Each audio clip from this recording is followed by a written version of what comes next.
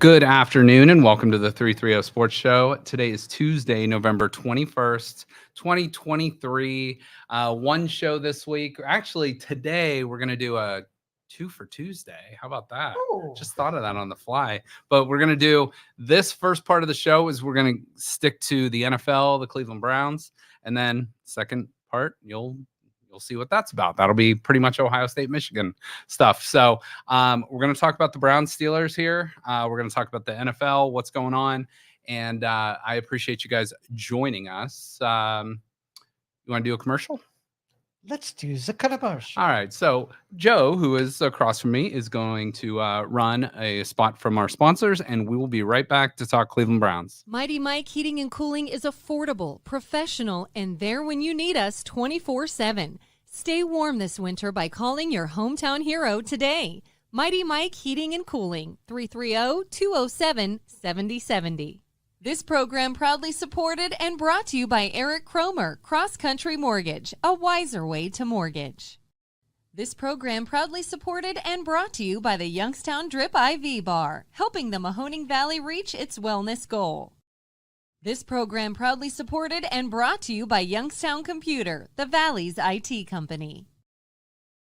Of course. Thank you. I'm out of All right. We are back as Joe fills up. So I have my upper and my downer here. So I got a little bourbon on the left, a little coffee on the right. So Joe beat the Ravens last week, beat the Steelers this week. Mhm. Pretty good couple weeks for the Browns here. Mhm. You know, I know we lost Deshaun for the year, but hey, not bad overall though. The way we talked about how that game needed to play out is exactly how it played out. Short drops, run the ball a bunch, protect that pocket, Yeah. and give him those 2 seconds. And it's okay to punt.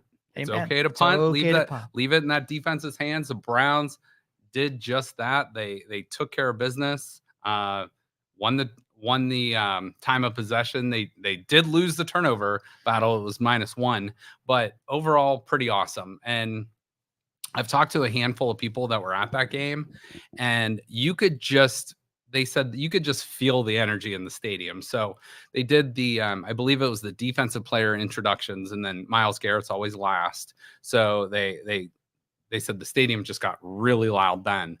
And then there was like the bat signal or whatever up there. And then Nick Chubb comes walking out, and he's on crutches and stuff, but he looks great.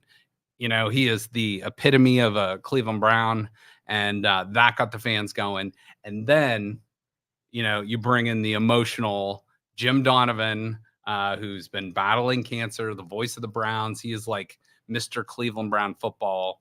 It was great to hear him on the radio again, and comes out and does that guitar smash thing, and that got the crowd going even more so. Browns get the ball, you know, drive to 40, 50-yard line. They punt it, but pin the Steelers back. First play of on defense, Myles Garrett just plants Pickett. Should have been a safety. The next play should have been a safety, but you know, whatever. They end up getting the win, and just an awesome game. So an awesome win, not necessarily 13-10, not the prettiest of games, like we said, but this team doesn't need to play pretty to win. So Yeah, and honestly, after we made our prediction, I looked back and said, you got two of the best defenses. It's not going to be a high-scoring game. Yeah. So we're going to need to trudge it out and play AFC North football, and that's what we got. That's exactly what happened. And so what has been said about the non-safety? Like, that was driving me nuts. Yeah. It's like, I thought someone was going to pop up on the screen and say, hold up, we made a mistake. Yeah. This is legit. Like, are they saying forward momentum when he wasn't going forward? I think honestly, like Stefanski challenged that 1 4th down call where like Pickett kept the ball and like they weren't able to overturn it. I felt like they should have challenged that one, because most people are familiar with the ball crossing the goal line. It's just got to have the tip of the ball just touch the front of the goal line. That's right. A touchdown. But for a safety, the entire ball has to be on the field of play. The whole ball felt like it was behind the goal line. So I don't know what they were thinking there. Even the TV analyst official was like, that's a safety, and then the second one, there was a run play and that was a safety too, and they didn't even talk about that one. So I don't know. That was a little bit frustrating. And as a Browns fan, you're like, especially when it later on was 10-10, it was like that freaking safety is going to end up costing us the game, isn't it? You know? Yeah, And well, that's what Browns fans do, and I was Mhm. hoping that bad call didn't spoil it and make people like start playing defensively Yeah. like that. Wouldn't spoil the good mojo that was already going Yeah. down. So thankfully it didn't.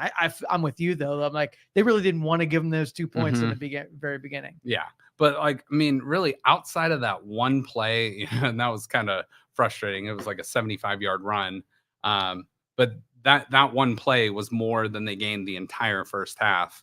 And Let me put my tinfoil hat on. yeah, What was the point spread on that game? Browns were favored by 2.5. What was the final? 3. 3. So yeah. Yeah. I mean, Vegas is wise. Okay. Very wise. So Mhm. yeah, but the Browns a home favorite, but a lot of people, I feel like the line changes with the quarterback news. So the Browns were like a 5 or 6 point favorite, I think, coming into the game.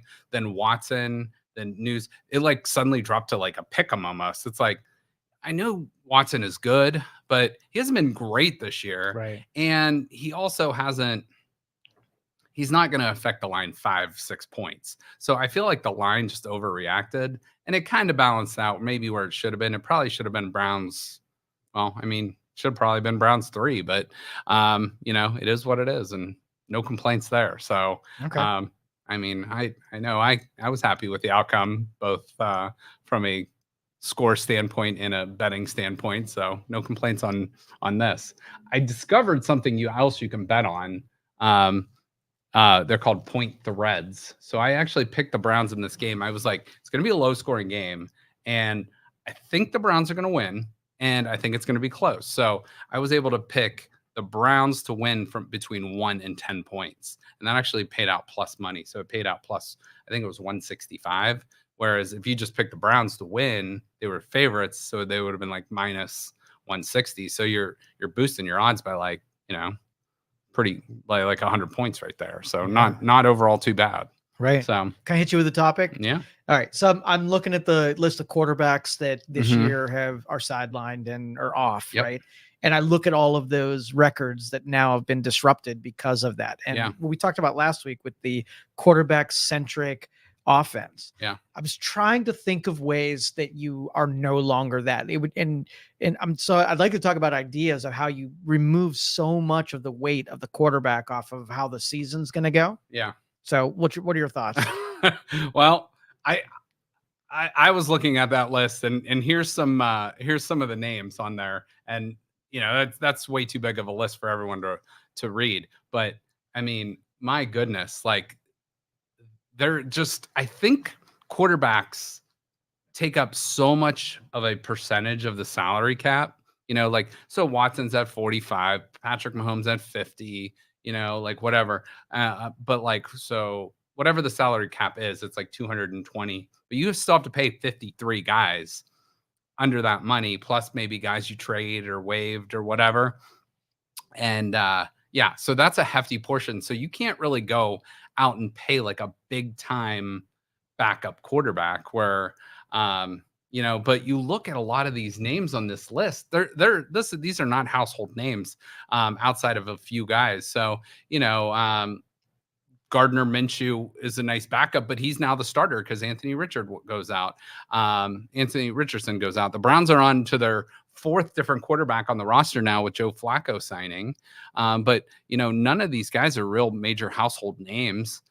You have, now Kirk Cousins went down, then you bring in a guy named Jaron Hall. He gets hurt. Now Josh Dobbs is right in there. It's just like guy after guy. And there's just not a whole lot of depth in the quarterback position. And we always talk about like, is Justin Fields or is Jimmy Garoppolo or whatever. We always talk about these like kind of middling quarterbacks. Are they a top 15 quarterback? Because there's only so many of those guys that go around, and the teams that win generally have one of those guys. You know what I mean? Like for years and years and years, you're more of an outlier if you win without one of those guys.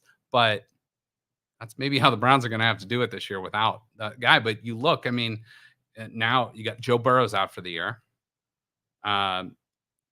Watson's out for the year. Kirk Cousins is out for the year. There's been several others, that are not escaping me, but Daniel Jones is out for the year for the Giants.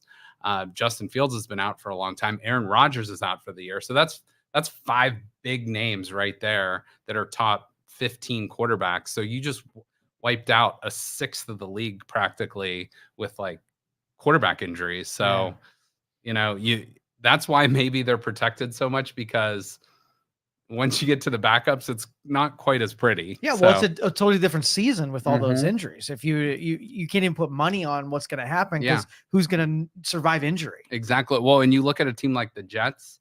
The Jets have a really good defense. It's not to the Browns level, and they have some nice offensive pieces. But you go from Aaron Rodgers to Zach Wilson. That is a huge step in the wrong direction, and they're not able to compete on the level. Like the Jets were thinking they're going to win the AFC East. Now they're like, are we even going to finish 500? Probably not. So that's kind of where they're at. And so you try to bring in these young guys and you try to develop them. But, at the end of the day, it's like kind of is what it is. You know what I mean? So you just hopefully, like last year, the Browns got Brissett. Great backup. You had Dobbs. Unfortunately, you lost them, but kind of is what it is. So I don't know. I got a silly idea for you. Mm-hmm. All right. So what you do is, those machines that throw perfect spirals? Oh, yeah. You put a robotic arm like on an that. AI robot? Well, hold on. Okay. Don't get ahead of me. Sorry. On this. Okay. So you situate that little dude on wheels, Mm-hmm. and you give a controller, like a console controller, to your quarterback, and he controls the little robotic spiral throwing guy, and he's now safe from injury. But you can also take somebody who's really good at video games like Madden and be the quarterback. Anybody could be the quarterback. Yeah, that's fine for Madden and stuff. Yeah. I mean, you don't see that's the future in football? You have football, 9 plays. Football is and I get we want to keep it safer. So they're going to eliminate like some kickoffs and this and that. But you want player safety, you want to eliminate the concussions, the CTE, whatever. But no. Not the quarterback robot. It's a physical game. That's always going to be 0 injuries. It's like self-checking. It's part of the game. It's part of the game. Don't like it. Don't. All right, here's play. my second silly idea. Mm-hmm. So what I think the Browns should do is they should really get, develop DTR, like really give them the rest of the season to really go out. Have Deshaun Watson. Now you've got quarterback that like has his own thing, and he's got some, some continuity with the team. Yeah. And you've got Deshaun. Let's run both of them. Like have an offense that puts one on the sidelines, one comes in for this play, and then they reverse. And now you got 2 really engaged quarterbacks. And if you take one out, the other one can fill the role if they needed to, but they're both involved all season long. 50%. It's not a terrible idea, but no. Do you like it better or worse than the robot idea? Better than the robot idea. Better, but not practical. Not practical. It is what it is. But it's not a terrible idea to have a really good backup quarterback that you can rely upon when needed. But the whole idea of the backup quarterback is you don't want to rely on them. You want them to be there in like I heard somebody use this phrase yesterday about Joe Flacco. They're bringing him in is like break glass in case of emergency. That's what Joe Flacco is going to be. Don't expect Joe Flacco to come in, start at quarterback. Well, he's 5 years removed, right? He hasn't really. Well, he played last year. He beat the Browns last year. Really? Remember in that Jets game, in that like weird, crazy comeback game, he played like 4 or 5 weeks last year, and when they weren't sure what they were doing, but like his record is not very good since leaving the Ravens, which is to your point. Yeah. It's probably been 4 or 5 years since he's been a great quarterback. Right. But he can get the job done at an efficient level to the point where he can maybe go win you a game, but I would not in a pinch. Yeah. I would not want him to be the rest of the year quarterback. But you have to have someone in the building that has been to a Super Bowl. So if you're thinking playoffs, there's not a whole lot of those guys around. And so like really start conditioning the team's mentality on saving yourself for the playoffs and how to play these out so you survive deep into the playoffs. Yeah. I mean, good mentality to have. there's the Browns got that one Thornhill from the Chiefs at the safety position. So you can like maybe acquire some of those guys throughout the year, but quarterbacks, I mean, Joe Flacco's a Super Bowl MVP. Yeah. There's not a whole lot of those guys that are just walking around on the street. There's been 54, and half of those guys are really old or God forbid dead now. I don't know. But I mean, you look at what's out there, and like we were talking about, it's not pretty. Like the backup quarterback market is not pretty. But if you can develop a guy like DTR into being a serviceable backup quarterback, that's maybe a guy down the road that the team's like, hey, like Kirk Cousins, he was a 2nd-round draft pick. They developed him and they traded him to Minnesota. They, and got a pick back for him. Maybe that's what you end up doing. If Deshaun Watson's your quarterback going forward, no matter what with the Browns, like at least for the next 3 years. You got the contract, it's guaranteed. And honestly, he's a good quarterback. He really is. He's got a lot of rust, and he's played like 12 games, I think, since he's come back for the Browns. But he's got a lot of work to do, but he's not he wasn't lighting the world on fire. But that second half against the Ravens was a little glimpse into like, damn, imagine if we had that quarterback with that defense. This team is like, we were thinking Super Bowl. Now we're thinking like, this team's good. I think we're going to make the playoffs, but how far can we go with DTR kind of thing? So maybe you can have your cake and eat it too. And like DTR can be your guy for the rest of this year, develop into a great backup. And then Deshaun comes in, and somebody was like, well, what if the Browns win the Super Bowl? And, how does that help or hurt Watson? I'm like, who cares? You won the Super Bowl.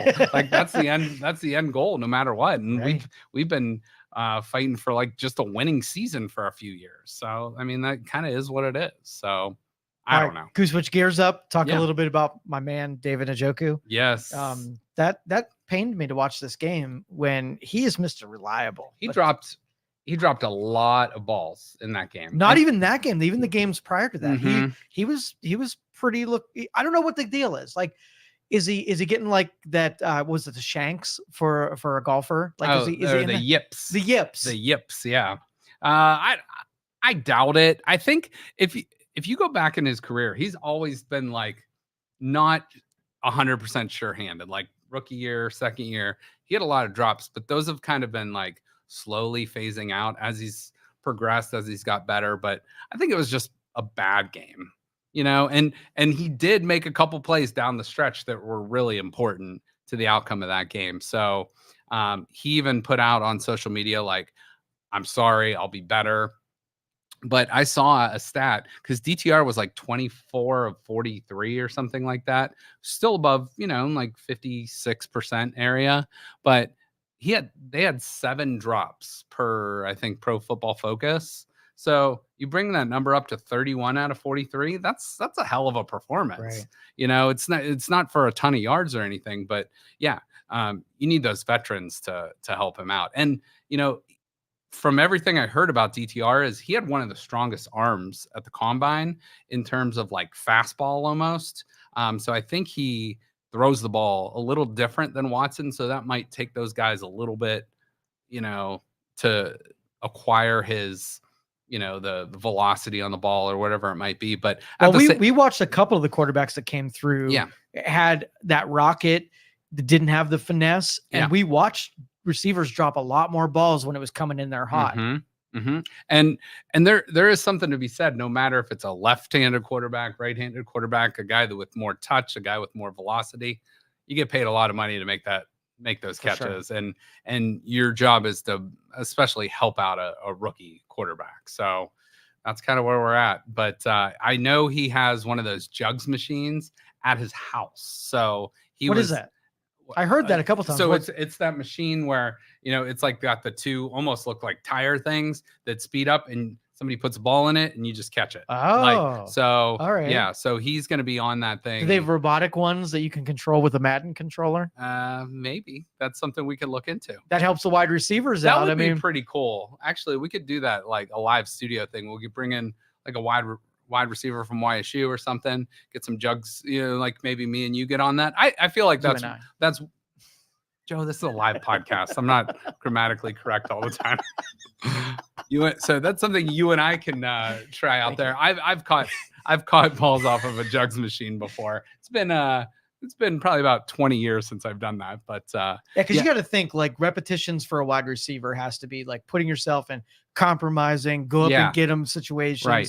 But I didn't feel the ones that were dropped were they weren't behind, they weren't high, they were just right there. And and when a receiver turns and makes their move before they have the ball secure, I mean, that's what I feel like sometimes maybe they were even trying to do too much and like look up the field to try to make a play because they know the offense wasn't doing a whole lot. So they're like, let's try to make a play for my team, for my quarterback, for the offense. And sometimes when you try to do too much, it actually has a reverse effect. So, and what about our run stoppage, our defense's ability to shut them down this week? That was bad. That was bad or good?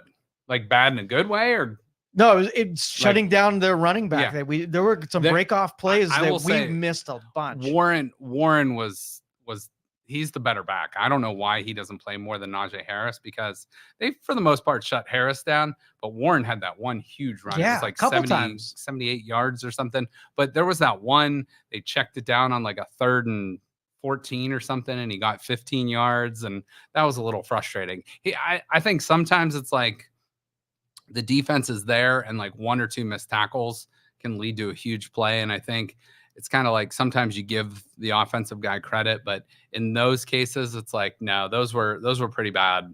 You can't let that happen. And even if you give up a 20-yard run, you're not giving up a home run to a team that can't move the ball down the field. Like Pickett could not do anything in that game. Right. I'll tell you what, the Pittsburgh fans are not happy at all with their team. And it's kind of fun to watch because we know that all too well. We know that all too well. Well, I didn't see a bunch of arm tackles or bad tackling. This guy was evasive and we were doing everything right. I mean, there was a couple of coverages where, guy missed an assignment and left the middle of the field that they eventually scored on, but still it wasn't bad mechanics. Right. And overall, I mean, like we're nitpicking a defense that gave up 10 points. So, I'm fine with that. We're officially spoiled, right? Yeah, we like, and that's not something we're used to. Like with the defense of the Cleveland Browns, it's like this is fun. It's like I almost enjoy watching the defense play more than the offense. And well, I don't want to say almost, I do. I enjoy watching the defense get after it. And generally, obviously, your offense is what puts the points on the board, but the defense is putting them in great position to get those points. The first 7 points, the drive was like 40 yards. And then the last drive was on the offense to get that game-winning field goal. And how about Dustin Hopkins too? Goodness. I know that wasn't like a super long field goal, but it was still a 40-yarder, which is like, we'd be holding our breath, closing our eyes before, but he made it right down the middle, and boom, thank you. So I got 2 more for you.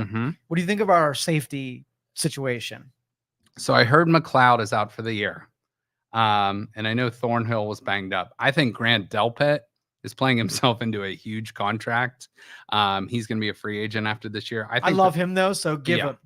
I was going to say, I think the Browns, the quicker they pay him, the better, because I think if he goes on the free agent market, we might not get him back. Yeah. But I saw Ronnie Hickman was playing. He's the undrafted safety from Ohio State. He made some plays in that game. I think you got D'Anthony Bell back there, who's more of a special teams guy, but was doing enough. And I don't know. So we'll see. Who did the Colts release today? I did not see that. So we'll take a look at that. But overall, I think the Browns are in a great spot. Shaq Leonard. Damn. Well, I would say we'll take him. He's a linebacker, but he is, I don't know why they released him. So hopefully, I mean, it says it's a surprise move. I don't know if he did anything off the field, but I mean, he's a damn good player. So if the Browns could pick him up at like a veteran minimum, hell yeah, sign him up today. For as much trouble as we've had linebacker wise on the injured list, I'll take him. Yeah, we'll take him. And then maybe, when you're playing that nickel or dime package, you can just, keep your safeties at safety and not have to bring them down in more of a run stopping situation too. So Right. yeah, All we'll right. take them. My last question. Yeah.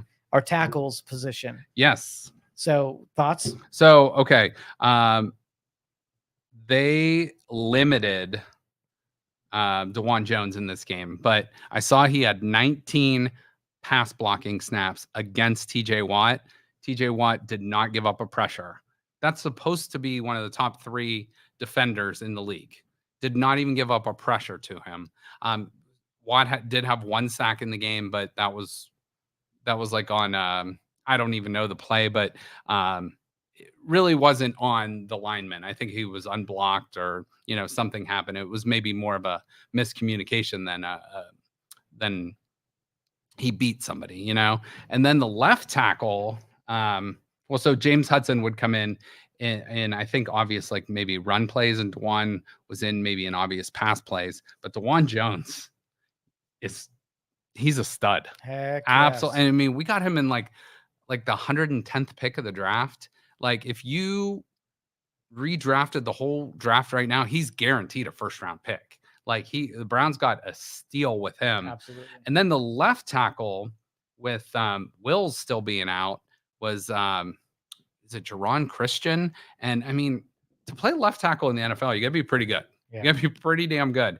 And we're not hearing his name, so I mean, that's good. If you're an offensive lineman, you're not getting called for penalties and you're not giving up game-saving or game, changing penalties or sacks. Then, I saw the Browns only had 1 penalty in this game too, which is amazing. That was awesome. So good coaching. I'll give the coaches. Yeah, and that's the thing too. People shit on Stefanski half the time if things don't go right, but it's like, give the guy credit. I mean, this is a guy that's playing 3 quarterbacks this year. Your star running back has been out the entire season, except for 1 game. Your right tackle, all pro, has been out the whole year. You're going through adversity with the team, and you play a tough schedule, and you're 7-3. Yeah. This is a good football team that is well coached.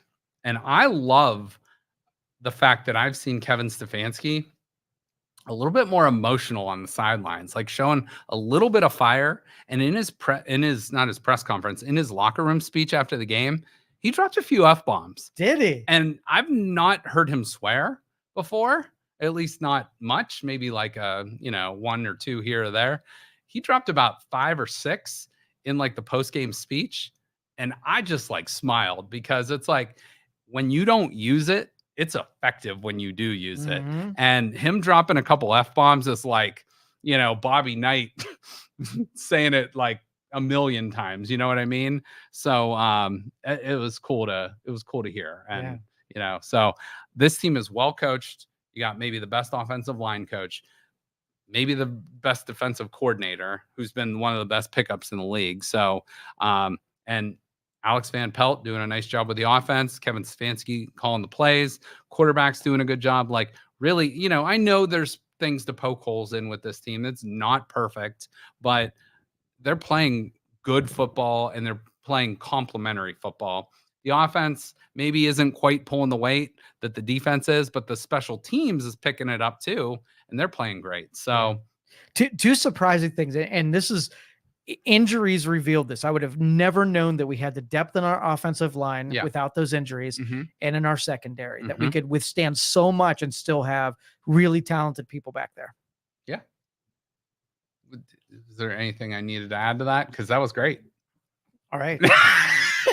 No, that was perfect. But we talked about injuries revealing weaknesses on the other offensive side of things. But this was like, holy shit, like those names would have appeared on the depth chart for sure. Yeah. But we got to see it. And I mean, if we go back to any show we did, like talking about preseason football in this roster, it's like, this roster is great 1 to 53.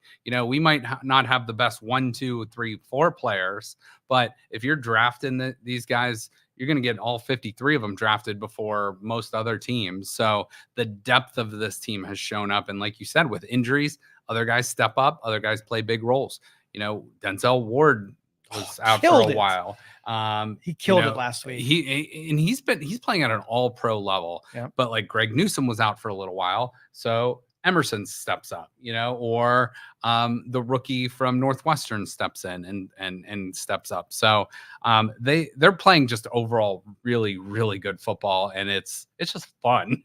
It's like this is what like the best part of being a Browns fan is like waking up with hope, or it's like that victory Monday, or just like after the game when you can kind of just like take a deep breath and enjoy it, because for so many years we've been long suffering, and like you talked about, it's like we're expecting something bad to happen. We have won at least 3, maybe 4 games this year. So I think of the 49ers game, the Colts game, the Ravens game, and this Steelers game. So that's 4 off the top of my head that very well we lose in previous years, because the 49ers, we win that by 2 points at the buzzer. Their field goal kicker misses one. We win it. The Colts game in a weird shootout, we somehow win. And the offense picks us up where the defense let us down in that game. The Ravens game, we come back 14 points down and then 15 points down and come back and win. And then the Steelers game, it's like, you lull them to sleep, and then they come back, and the Steelers have beaten everybody this year, except for the Browns in that last fourth quarter like that. So it's fun. It's fun. And you did sort of like make the educated guess that we would split a lot of these conference battles here 1-1, because pretty much everybody, right? Well, we're 3-2 now. Okay. So we've split against the Ravens, we split against the Steelers, and 1-0 against the Bengals, and we play the Bengals in the final game of the regular season. Good call, man. That was I mean, I said my hope is to go 3-3, so why not 4-2 now? Absolutely. At this point. So without Burrow, that's doable. It's looking very, very more likely. So we'll see. Here's a look at the AFC North as it stands. The Ravens beat the Bengals, and obviously Joe Burrow being injured affected that. That was last Thursday night. They have the Chargers next up. They're 8-3. The Browns right behind them now, a half game back at 7-3. The Browns have the Broncos this week. We'll talk about them. Let you learn about the Broncos here in a minute. The Steelers 6-4. They lose to the Browns. They are at the Bengals this week. So that should be an interesting game. I don't know how that's going to go, but that'll be a really interesting game. And then the Bengals obviously host the Steelers this week. So that also will be very interesting to see how the Bengals bounce back. They're still a very talented team. Yeah. This is a team that's been to the Super Bowl and been to the AFC Championship game the last 2 years. So they're not going to give up and go down so easily. So that should be interesting. All right, looking at the AFC through 11 weeks. These are, I didn't update the Chiefs, but now they are 7-3 because they played last night. But this is a very, very, very tight schedule. So you look at the playoff standings right now as it stands, you're actually going to flip 1 and 2 there, because now Baltimore is the number 1 spot with KC losing last night. But you have Baltimore with 8 wins, but then you have Kansas City, Jacksonville, Miami, and the Browns all with 7 wins, all at 7-3.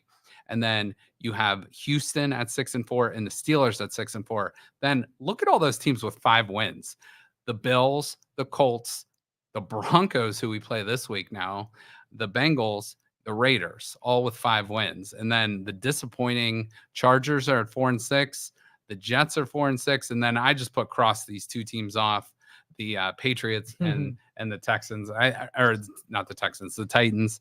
I think they're pretty much stick a fork in those 2 teams, and I'm very close to saying it on the Jets and the Chargers as well. So, and even the Raiders. So that's a look at the AFC if the playoffs started today. Now I'll share this out on social media, but I went through each of the teams' schedules.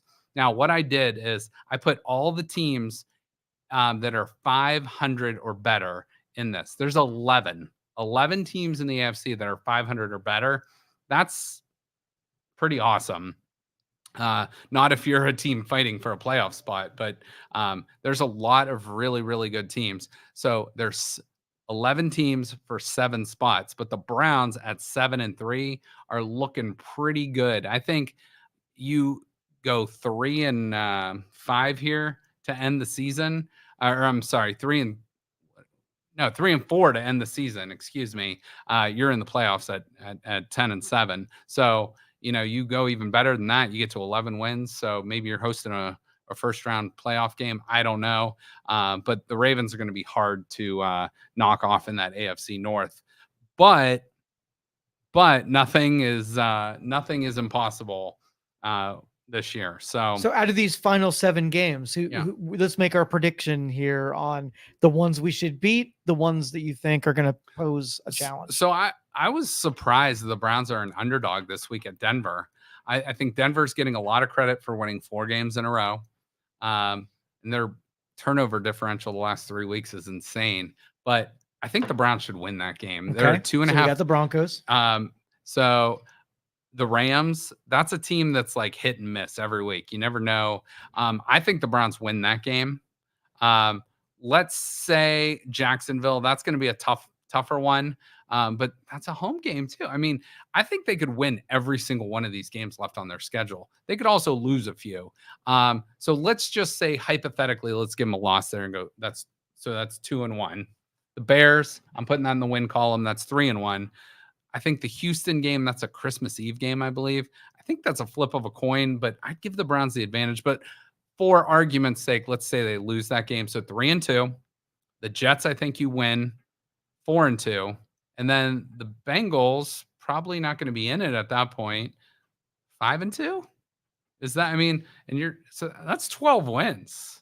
When's the last time we had a record like that? Is there history here? We were 11-5 because they only played 16 games in 2020. So we were 11-5 then. I don't know when the last time we won 12 games though. Well, technically we did win 12 games because we won the first round playoff game. But when was the last time the Browns won 12 games in the regular season? I'm not exactly sure. I'm going to guess it's probably like 93. I don't know. Let's see. We're going back in the. All right, let's go a little current. All right. Work it's not going to be any. In 2000. No. I don't know. 10-6 in 2007. 10-6 in 2007. 12-6 in 94. Oh, so 1994. There it is. Okay. 1994. But they did win a playoff game that year. So they split in the playoffs. They beat the Patriots and they lost to the Steelers.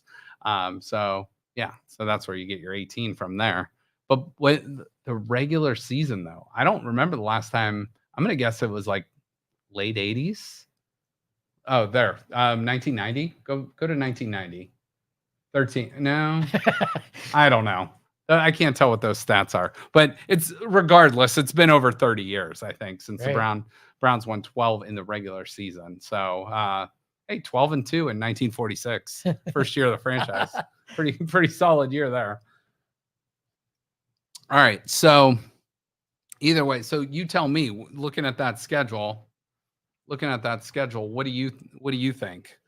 So Denver, Rams, Jacksonville, Bears. Well, I want to do the same thing that you did, which is give them almost a chance in all of these games. Like I don't see one that they should struggle with.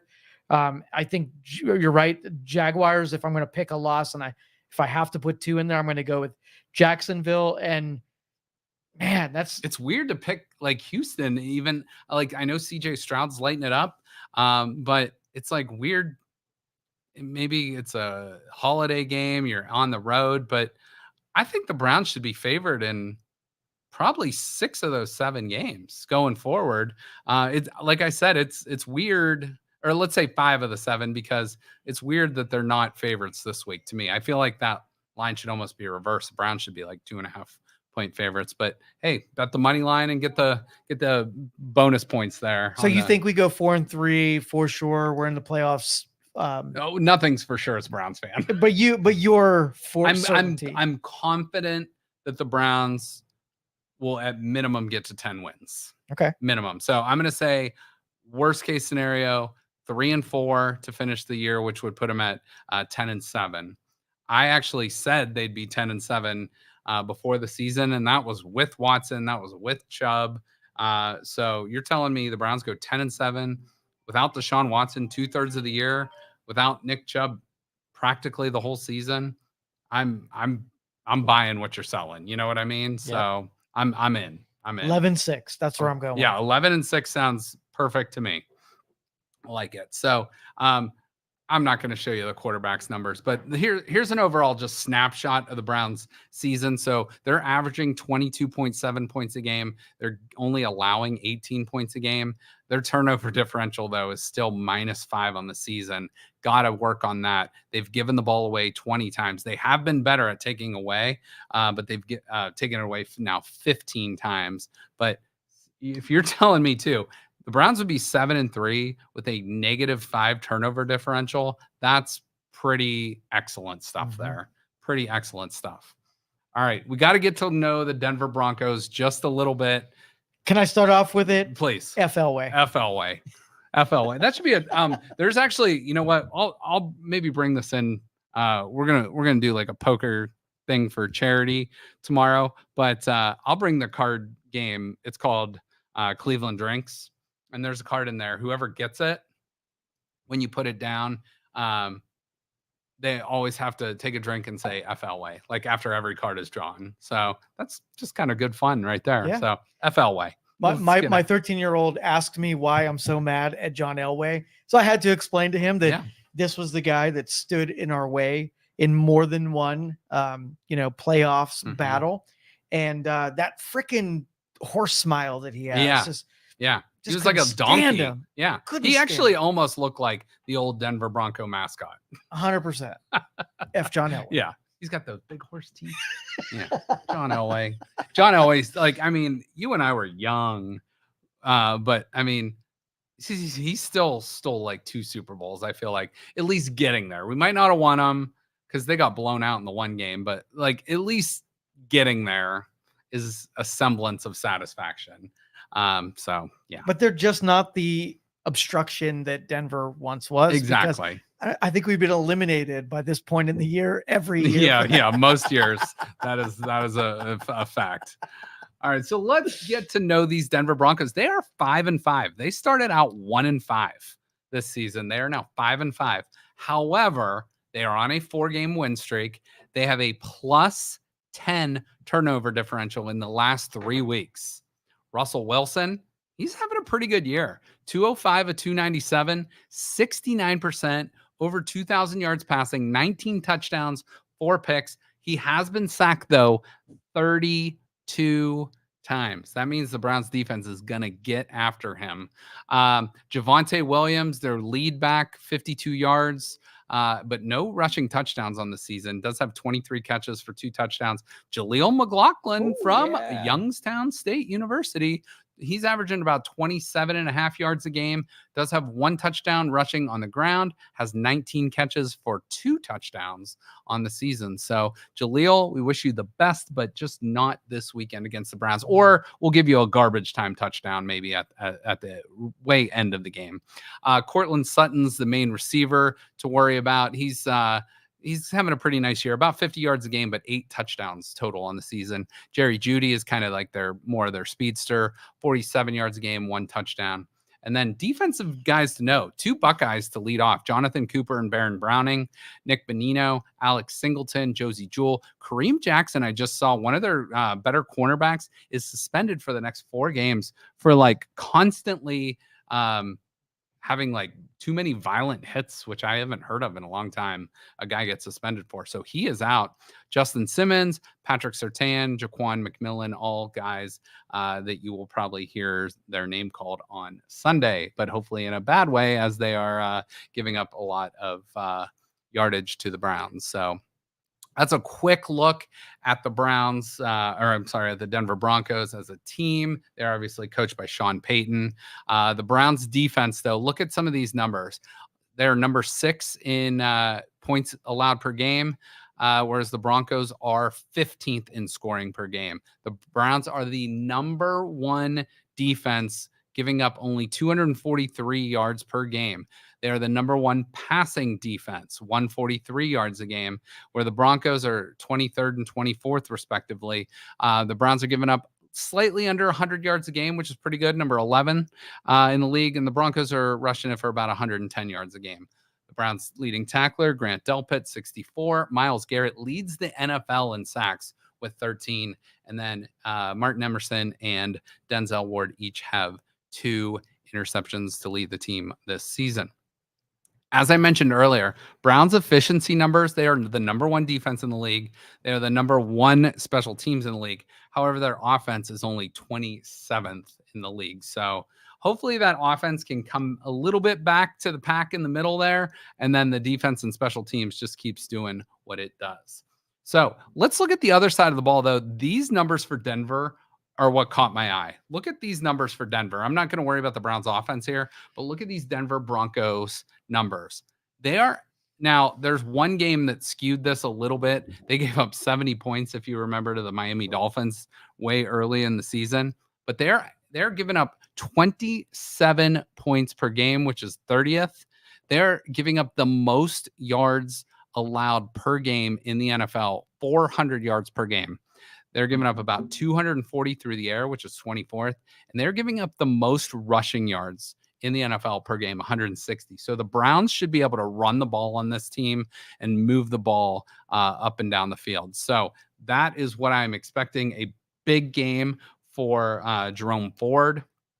And, let DTR kind of do his thing, maybe work in a couple deep shots there. But that Broncos defense has been much better, but it has been a struggle of late for them. So, or at least at the beginning of this season. So this was a cool stat. I hadn't seen this until yesterday, but the Browns beat the Ravens and the Steelers in back-to-back games for the first time in franchise history.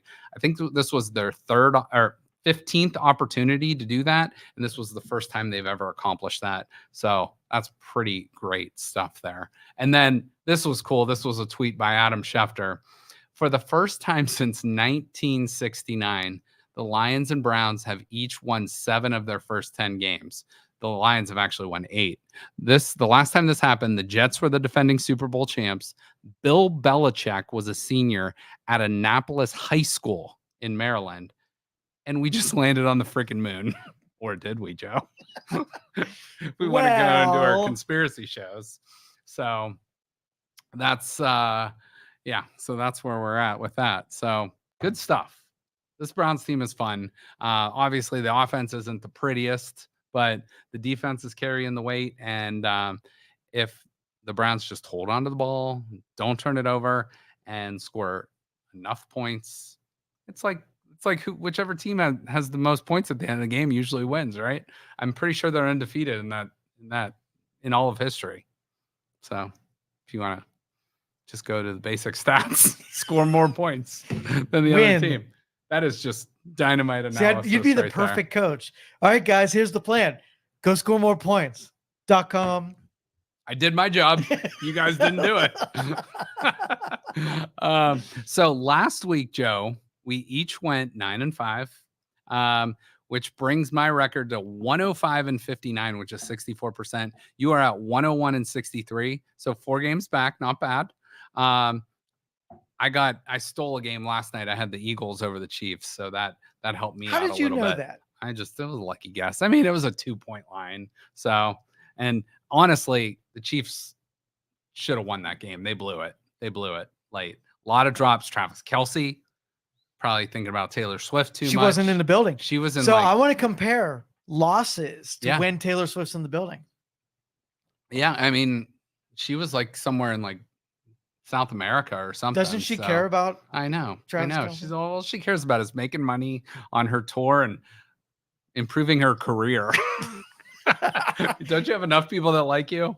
So no, but I get it. Everybody has an off game, but like Patrick Mahomes put a ball right in Valdez-Scantling's hand last night. He was 2 yards behind a defender, and he dropped it on like a 3rd down play and just couldn't convert. So it is. Hey, we know that all too well. So no pity for Chiefs fans here in my book. So Joe, you're gonna make your picks this week. I already made mine since you like to just just not respond to my text messages. Hey, Joe, give me your picks. Give me your picks. Give me a Give me your deadline, picks. so at least I Give me your know picks. I want to miss it by a little bit. It's okay. It's all right. And it's hard to pick games on Tuesdays a lot of times when there's still like a Monday night game going on the week before. But Do you think that's a real reason for me? no. I think you have 800 missed text messages unread, and I'm one of let me see those. where I'm at. I'm one of those 800. So No, there's only 217. oh my gosh, that gives me the There you freaking go. chills. Oh, and 56,000 plus non-read emails. It's Yep. disgusting. And 747 voicemails. How do you even have that many? Like mine doesn't let me. Like mine only says, we'll say like mailbox is full after a while. See, I think I was grandfathered in before irresponsibility was a thing. Okay. Hey, cheers to that. Cheers to grandpas and that. Well done. All right. So let's just go through, pick these games real quick because there are 3 Thanksgiving games and there's 1 Black Friday game, which is very unusual. You know, this is the first time. Oh, we got to do that's this ahead of happening. time. So Okay. yeah, we're picking them right All right, now. cool. And I already got my pick, so I know who I'm picking. So first Thanksgiving Day game, Green Bay at Detroit. Give me the Lions. I'm going Lions too. All right, we're both on the Lions. Do you have something I can write these down with? Because I'm going to put these in a sheet. So yeah, so we'll put these up. So Joe, next one, the Washington Commanders at the Dallas Cowboys. I think this is an easy game. Give me the Cowboys. Huge. Dallas all the way. All right, so we're both in agreement on that. San Francisco at Seattle. I think this will be a pretty close game, but I'm going to go with the Niners on the road. Yeah, same here. All right, 3 for 3 so far. I only have to write down the ones we disagree on, so that's good. Miami at the New York Jets. Give me the Dolphins. Yeah, same here. Yeah. These have been pretty easy. These Yeah, are mailed in. Yeah, this is not the best NFL slate of games this week. San Francisco, Seattle's pretty good.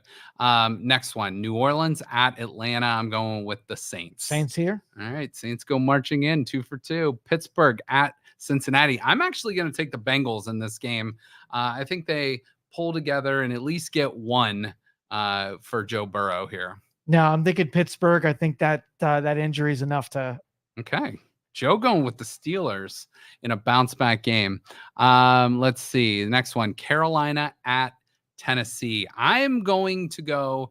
These are both really bad teams right now. I'm going to go with the Titans, though, as the least bad team. All right, I'm going with Carolina. Ooh, Joe, Carolina. Okay. Next one, we got Tampa Bay, your Baker Mayfield coming up this way, but over to Indianapolis to take on the Colts. I'm going to go with the Colts in this game. I'm going with Tampa Bay. I knew you He would. has lost a lot of games, man. I He think is so due. They've lost at least 4 in a row, if not 5 in a row. So And just remember, I've been loyal to Baker Mayfield. He have. needs to be loyal back. Baker and Josh Dobbs have been you're riding with them no matter what. Yep. Here's another bad game. Oh. New England at the New York Giants.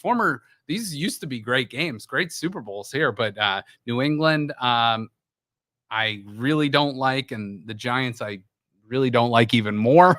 So I'm going to go with the team I like a little bit, or I don't know, a little bit more. I'm going to go with the Patriots. Yeah, for the Suck Bowl, I'm taking the Giants. Okay, Giants. So that's 4 games we disagree on so Yeah. far, though. That's good. Jacksonville at Houston. This should be a good one, and this is a potential big shift in the AFC South. I'm going to go with the Jaguars, though. This is an absolute coin flip for me. And when I looked at the Browns schedule, I gave Jacksonville the Mhm. advantage, and Houston would be more of a 50-50. So I'm going to go Jacksonville too. Okay, so we're both on the Jags. The Browns at FLway. Yeah. So I'm going with the Browns. Browns for sure. All right, so we're both on Cleveland. The Rams at the LA Rams at the Arizona Cardinals. Excuse me. I'm going to go with the LA Rams in this game. Yeah, I'm sorry, Arizona, for abandoning you, Yeah. but Josh effing Dobbs is not with you. So I'm going with the Rams. All right, we're both on the Rams. Kansas City looking for a bounce back at Vegas this week. Give me the Chiefs. Oh, Chiefs all day. They're going to cream Vegas. I think you're right, too. I think Vegas comes back to earth here a little bit. Buffalo at Philadelphia. Both teams coming off big wins, but give me the Eagles in this game. Man, I'm going to go Buffalo, and this is probably my brain dead pick of the week, but I'm going with Buffalo. I think they got some momentum. I think that's a tough game to pick. I really am only going with Philadelphia because they're at home in that game. Baltimore at the Chargers. The Chargers are probably one of the most frustrating teams in the league. Disappointing. They're at 4-6. Baltimore at 8-3. This is a game I can see being weird. But I'm going to go with the Ravens, even though it's in LA. But there might be more Ravens fans than Chargers fan there. But give me the Ravens. Yeah, I'm going Ravens too. All right. And then the Monday night game. Weird game, but Chicago at Minnesota. Justin Fields, Josh Dobbs. Josh Dobbs all day. So we're both. Oh, wait, you're on the Josh Dobbs train. I just don't think Chicago's a very good team. So yeah, I'm gonna go Vikings to Chicago. They were a formidable opponent this last week. Mm-hmm. You didn't give as much credit as their offense brought to the field. Yeah, that's true. They gave the Lions a really tough time, and yeah, so we'll see. So my picks are up on the board. The games we differ on, Joe took the Steelers, the Panthers, the Buccaneers, the Giants, and the Buffalo Bills. So those are the differences this week, but not the greatest slate of games, but in the NFL, weird stuff happens all the time. So we shall see there. So, Joe, we're going to close this show out in a second. Any last thoughts on the Browns or any NFL stuff this week? So the first game, I really wanted him to play nice and conservative, give DTR a really good shot at developing. I want them to stretch their wings and find the deeper parts of the field and use some of those wide receivers and stretch it a little bit. I think you're going to need to do that. Mile high air. It's a little thinner. Maybe you can throw that ball a little further, but let's get Amari Cooper involved a little bit more and Njoku down the seam. Let's get Elijah Moore more involved. I would love to see Cedric Tillman more involved, the rookie wide receiver. And as you know, he gets more playing time. Maybe he gets more and more, attempts in the passing game. So we'll see there. So Joe and I both like the Browns this week. Let's hope they pull out a win and FL way. So happy Thanksgiving. This was our Cleveland Browns show. I'm going to do a real quick Ohio State Buckeyes show coming up soon after this. So if that's something that interests you, stay tuned and we will see you guys soon. So everybody have a happy Thanksgiving and we'll talk to you soon. Thank you for listening to this show on Youngstown Studio. This is original Youngstown content. Feel free to share our videos and tell your friends about us. Don't forget to subscribe to our YouTube channel and follow us on Facebook.